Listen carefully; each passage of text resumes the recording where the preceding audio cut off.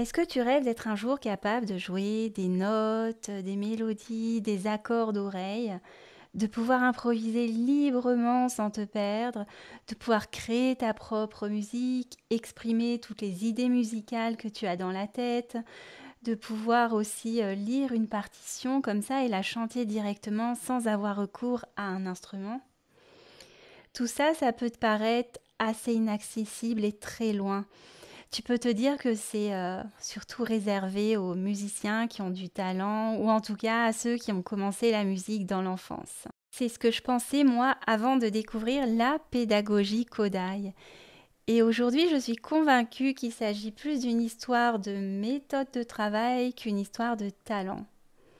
Alors dans ce deuxième épisode, je t'emmène en Hongrie à la découverte de cette pédagogie Kodály. Bonjour et bienvenue dans le podcast Accroche-toi, un rendez-vous hebdomadaire à destination des musiciens débutants ou un peu plus expérimentés. Si tu es à la recherche de motivation, de conseils, d'outils, de ressources pour mieux progresser, pour être plus efficace dans ton apprentissage, pour dépasser tes blocages et ainsi avancer avec confiance et plaisir dans ce monde de la musique, tu es au bon endroit. Je suis Camille Houdard, j'ai moi-même débuté la musique, la clarinette à l'âge adulte et je veux ici te faire profiter de mes plus belles découvertes et expériences qui j'espère pourront t'aider à ton tour et t'inspirer. Je te souhaite une très belle écoute.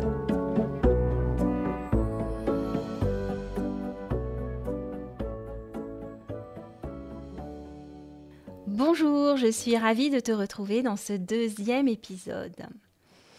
Alors quand je me suis mise à la clarinette, les premières années, je jouais uniquement à partir de partitions, que ce soit lors de mon cours d'instrument ou bien dans la petite fanfare banda dans laquelle je suis depuis mes débuts.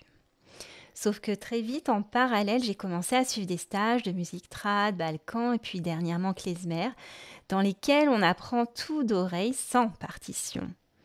Et puis, j'ai également rejoint un atelier jazz dans mon école de musique. Et c'est là que j'ai réalisé à quel point je dépendais des partitions et que je manquais vraiment d'oreilles. Je voyais tous ces musiciens aussi capables d'improviser, de jouer spontanément d'oreille n'importe quelle mélodie, de reconnaître des accords, de pouvoir échanger, dialoguer entre eux en musique. Et là, waouh, ça me faisait tellement rêver et moi, je me sentais tellement limitée. C'est un peu comme si moi, j'étais juste capable de lire la musique sans pouvoir la parler naturellement. Ça me fait même penser à mes cours de latin quand j'étais au collège, où le but, il n'est pas de parler latin, mais juste de faire des traductions. Alors évidemment, j'ai orienté mes recherches, ma pratique musicale avec cet objectif d'aller vers plus d'oralité et de spontanéité. Et c'est comme ça que j'ai découvert assez récemment la pédagogie Kodály dont je veux te parler aujourd'hui et qui, je pense, est idéale si on veut mieux entendre, mieux exprimer et mieux ressentir la musique. Alors, petite parenthèse, si toi, dans ta pratique, tu es vraiment à l'aise avec le fait de le faire juste uniquement sur partition, si ça correspond à la musique que tu joues, aucun problème. Cet épisode, il s'adresse plus à tous ceux qui veulent, comme moi, se détacher des partitions et se sentent limités, frustrés dans leur pratique. Alors, pour commencer, je vais déjà essayer de te présenter cette pédagogie, son histoire, t'expliquer dans les grandes lignes ce qui la caractérise et en quoi elle est différente, pour par la suite te raconter mon expérience suite aux différents stages, séminaires que j'ai pu faire. Et puis enfin, je te raconterai tout ce que ça m'a apporté et m'apporte au quotidien dans ma pratique. Et puis à la toute fin, je te donnerai quelques idées issues de cette pédagogie pour commencer à entraîner toi-même ton oreille.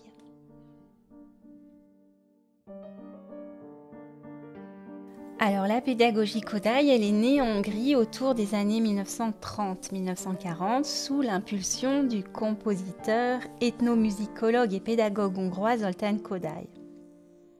Son objectif, c'était de rendre possible une éducation musicale de qualité qui soit accessible à tous dans toutes les écoles publiques dès le plus jeune âge et qui ne soit pas un supplice pour l'élève mais source de plaisir et de joie. Et pour cela, il a commencé par développer et donner ses grandes idées et principes sur la façon dont devrait être enseignée la musique et qui vont constituer par la suite la base et le socle de cette pédagogie. Et puis, en même temps, il s'est entouré de tout un groupe d'enseignants, de chercheurs, de pédagogues, d'étudiants pour élaborer des outils, une méthode basée sur ces idées. En fait, ce qu'il faut savoir, c'est que tout ce groupe de chercheurs, ils se sont surtout appuyés sur des méthodes et des outils qui sont déjà existants et qu'ils ont adaptés à leur façon. Puis, elle s'est diffusée dans le monde.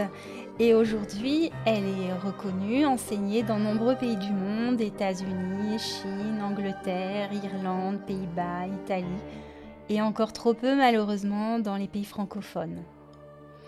Alors moi, ce que j'aime beaucoup avec cette pédagogie, c'est qu'elle est vivante, elle est en constante évolution, elle n'est pas figée.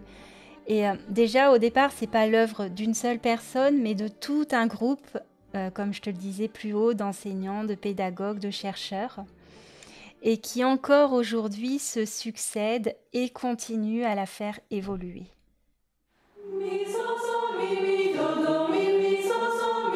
Alors, ce qui caractérise vraiment un cours de musique Kodály, c'est qu'on chante tout le temps, jusqu'à même se dire bonjour en chantant en début de cours.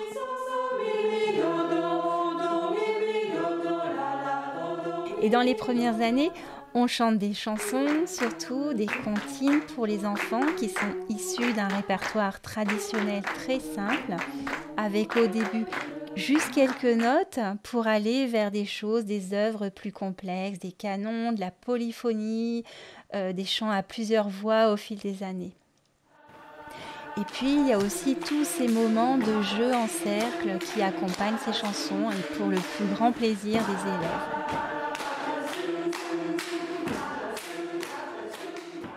Et c'est à partir de ces chansons qui sont méticuleusement choisies en fonction des apprentissages que l'on veut transmettre, que vont être introduites de façon très progressive les différentes notions en musique, structure du morceau, pulsation, rythme, notes, que l'on va d'abord identifier d'oreille, et pour aller à la toute fin vers l'écriture, d'abord simplifiée, puis surportée. Et même les plus jeunes, 3-5 ans, ils vont commencer tout doucement à se familiariser avec ces différents apprentissages. Bref, dans un cours Kodály, on vit d'abord une expérience, celle de bouger, de chanter, de s'amuser, d'apprécier le moment en groupe, avant de conceptualiser et intellectualiser. Et puis, il y a ces deux outils qui sont géniaux et indissociables de la pédagogie Kodály. Il s'agit de la solmisation et de la phonomini. Alors, la solmisation, elle consiste à chanter n'importe quelle mélodie, quelle que soit sa hauteur, en do, dans le mode de do, et même si on est dans des tonalités avec des dièses et des bémols à la clé. On dit que le do, il est mobile. Je te fais un exemple. Par exemple, là, je te chante un petit bout de gamme. Do, ré, mi, fa, sol, fa, mi, ré, do. Est-ce que ce do, c'est le vrai do que je vais jouer sur mon instrument, sur mon piano ? Pas du tout. Là, c'est un si bémol. Donc, en note absolue, il s'agit de si bémol, do, ré, mi bémol, fa, mi bémol, ré, do, si bémol. Et aussi, à cette solmisation est associée la phonomini, où à chaque note correspond un signe de la main. Mais on reparlera de tout ça, de solmisation, de phonomini dans d'autres épisodes. Ne t'inquiète pas si tu n'as pas tout compris. En tout cas, ils permettent de développer son oreille de façon vraiment sûre et solide. Alors moi, j'ai depuis longtemps une grande passion pour les pays d'Europe de l'Est, pour leur culture, leur musique, l'état d'esprit des gens. Et j'ai d'ailleurs vécu une année en Hongrie il y a plus de 20 ans lorsque j'étais étudiante en architecture. Alors je connais très bien la Hongrie, c'est un pays dont je suis vraiment tombée amoureuse. Je peux même dire que c'est un peu comme mon deuxième pays où j'ai toujours beaucoup de plaisir à retourner. Et donc cette pédagogie Kodály, qui est aujourd'hui utilisée dans la plupart des écoles publiques de Hongrie, eh bien j'en avais déjà entendu parler sans être vraiment capable de la décrire. Alors quand je me suis remise à la musique et que j'ai commencé à m'intéresser à des méthodes d'enseignement différentes, très naturellement, j'ai voulu en savoir plus.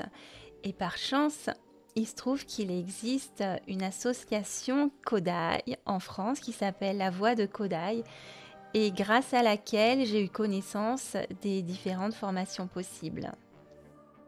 C'était donc en pleine pandémie en 2021 que j'ai pu faire mon premier stage Kodály à Lyon sur un week-end avec le formateur, c'est Grégory Ward de l'école de musique Bouge et Chante. Et là, waouh, on était tous masqués un peu dans la peur d'attraper le Covid quand même. Mais pour moi, que de prise de conscience, que de découverte et de révélation ce jour-là. C'est là que j'ai entendu parler pour la première fois de solmisation, de phonomini, que j'ai réalisé à quel point le chant est un outil vraiment génial pour développer son oreille mélodique, mais aussi harmonique quand on chante en groupe, et aussi pour développer sa musicalité.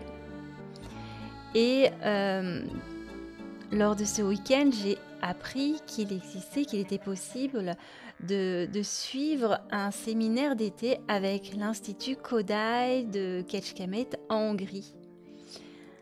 Et alors, c'était cet été, j'ai pas hésité longtemps, j'ai décidé de partir et suivre ce séminaire pendant 2 semaines. Ce furent 15 jours vraiment très intenses, de chant, de cours de solfège à raison de 2 heures par jour, de direction de chœur, de pédagogie et tout ça en anglais. Il a fallu que je m'accroche. Mon anglais, il n'est pas extraordinaire. Mon niveau de musique, des fois un petit peu juste. J'étais à côté de moi, les autres stagiaires, c'était plus des professeurs de musique, des professeurs de conservatoire, des chefs de chœur, etc. Mais au final, waouh, quelle expérience! Alors, qu'est-ce que je retire de ces différentes formations? Qu'est-ce qui a changé pour moi dans ma pratique? Déjà, au quotidien, j'ai adopté assez naturellement des habitudes que j'avais pas du tout auparavant. Par exemple, maintenant, quand j'écoute une musique à la radio ou même juste quand j'entends la sonnerie du collège de mon fils, je vais tout de suite, en utilisant la solmisation, chercher la tonique du morceau, donc la note de base, le do ou bien le la si on est en mineur. Et j'essaie de reconstituer toute la mélodie dans ma tête à partir du do. Je me chante un petit peu la gamme dans ma tête. Je regarde si on est en mineur, en majeur. Bon, et après je vais chercher do, mi, sol. Ah, le sol, je l'entends, le mi, je l'entends, etc. Et j'arrive comme ça à reconstituer la mélodie dans ma tête. Bon, c'est pas toujours évident, mais je progresse tout doucement. Et ce qui est marrant, c'est que je peux pas m'empêcher de le faire. Donc je travaille beaucoup plus mon oreille au quotidien de façon spontanée, naturelle, sans que ce soit une contrainte. Et c'est ce que je faisais absolument pas auparavant. Et puis aussi, je chante beaucoup plus je chante. Dès que j'en ai l'occasion, même dans ma tête. Alors, je chante quoi? Des gammes, des accords sur lesquels je travaille. Par exemple, en ce moment, je travaille sur une gamme klezmer qui s'appelle Miché Bera. Et pour la retrouver, je sais exactement comment la retrouver grâce à la solmisation. Donc, je pars du do, ré, mi, fa, sol, la, si, do. Ça, c'est facile. Après, je vais sur le ré. Je chante cette même gamme en partant du ré. Do, ré, mi, fa, sol, la, si, do, ré, do, si, la, sol, fa, mi, ré. Et je sais que le sol, il est augmenté, donc il se transforme en dièse, sol, dièse. Donc, ré, mi, fa, sol, dièse, la, si, do, ré, do, si, la, sol, dièse, fa, mi, ré. Et donc après, c'est tellement plus facile pour moi de jouer, de retrouver cette gamme d'oreilles sur mon instrument, et même dans différentes tonalités, parce que je sais la chanter et je sais exactement comment elle se forme. Et puis aussi pour comprendre, analyser une partition, repérer les changements de tonalité, la chanter directement sans l'avoir jamais entendue, C'est tout ce que j'arrive à faire de plus en plus facilement. Plus généralement, je dirais que j'ai ce sentiment maintenant d'asseoir enfin des bases solides qui jusque-là étaient plus ou moins bancales et d'avoir une vision plus globale, plus structurée de ce qu'est la musique, de toutes les compétences qu'on doit développer en même temps pour avancer, pour progresser et de la façon de le faire. Et avec cet outil génial qu'est la solmisation associée au chant, c'est un peu comme si j'avais enfin trouvé un mode d'emploi clair et structuré, rien que ça. Alors, assez parlé, maintenant j'ai envie de te proposer un petit exercice à faire et qui est évidemment adapté en fonction de ton niveau. Donc, je te propose de partir, de chanter 3 notes, hein, do, ré, mi, ré, do. Évidemment, tu peux les chanter à n'importe quelle hauteur, hein. On est en solmisation, hein, donc le do, il est mobile. Moi, je le chante en fonction de ma voix, là où je suis à l'aise. Donc, do, ré, do, mi, ré, do. Et si c'est facile pour toi, tu peux aller rajouter le sol. Do, ré, mi, sol, mi, sol, mi, ré, do, do.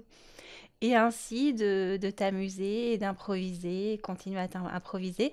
Tu peux rajouter d'autres notes, tu peux rajouter le La pour aller sur la gamme pentatonique. Do, ré, mi, sol, la, do, la, sol, mi, ré, do. Donc voilà, ça va te permettre déjà d'entendre ces petites tournures mélodiques qui nous sont finalement assez familières parce qu'on les entend très souvent dans les petites chansonnettes pour les enfants, comme où ça fait ta ta ta ta ta ta ta ta ta ta. Ça c'est quoi? Ça fait sol mi sol mi ré do. Tout simplement. Et comme ça, tu vas commencer à entendre en partant de la base ces notes et peut-être tu pourras les reconnaître dans des musiques que tu écoutes. Donc voilà, j'en ai terminé pour aujourd'hui. J'espère avoir pu te donner envie de découvrir un peu plus cette pédagogie Kodály. Si c'est le cas, je te conseille vraiment de continuer à me suivre. J'ai encore beaucoup de choses à te faire découvrir à son sujet. Et puis pense bien évidemment à t'abonner pour être averti de la sortie de chaque nouvel épisode. Et puis si tu as envie d'échanger avec moi, ce serait avec grand plaisir. Tu trouveras mon adresse mail dans les notes de cet épisode. Je t'ai également mis un lien vers l'Institut Kodály de Hongrie dont je t'ai parlé, vers l'école de musique Bouge et Chante où j'ai commencé à me former, ainsi que vers l'association La Voix de Kodály où tu trouveras nombreuses ressources. Un grand merci pour ton écoute et à très bientôt.